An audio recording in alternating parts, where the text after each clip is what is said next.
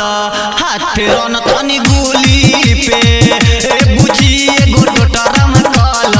हाथ रन तनी गुली पे कहला बाबा अब होई का होई मानिल बात तोरा लइका होई कहला बाबा अब होई का होई मानिल बात तोरा लइका होई लेके लगाव जरी कुली पे अरे बुझी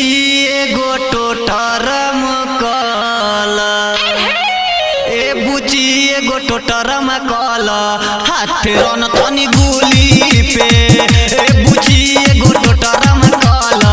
हाथ रन तनी गुली पे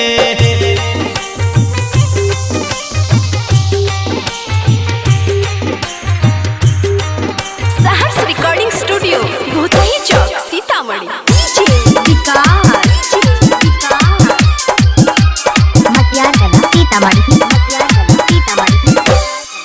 तनी फूलवा चढ़ावा झक पानी के गिरावा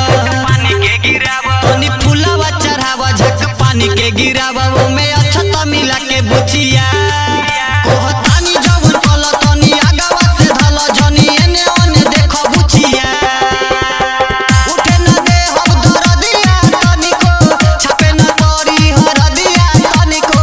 उठे न दे हम दरदिया तनिको छापे न करी हरदिया तनिको लेके तू जरी टेक मूली पे अरे बुची एगो टोटरम कल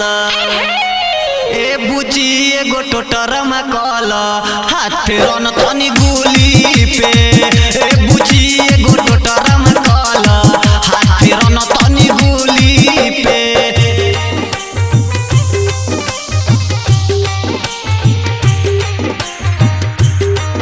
सहर्ष रिकॉर्डिंग स्टूडियो भूतही चौक सीतामढ़ी।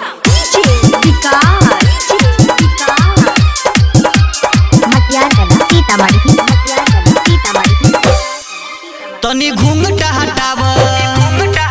बात बाटे का बताव तनी घूंघटा हटाव बात बाटे का बताव दूर होई परेशानी बुचिया अब देह कर टाइट हम नापी तोहर हाइट चल सुध कोइल जाओ कुटिया राइटर राम परवेश भी होई है डीजे विकास संगे घंटी बजई है शुभ सवरिया संगे नवीन भी होई है डीजे विकास संगे घंटी बजई है आ जाइए बरहम बाबा फूली के अरे बुची एगो टोटरम कल बुची एगो टोटरम कल हाथ रन तनी गुली पे बुची एगो टोटरम कल हाथ रन तनी गुली पे सहर्ष रिकॉर्डिंग स्टूडियो भूतही चौक सीतामढ़ी।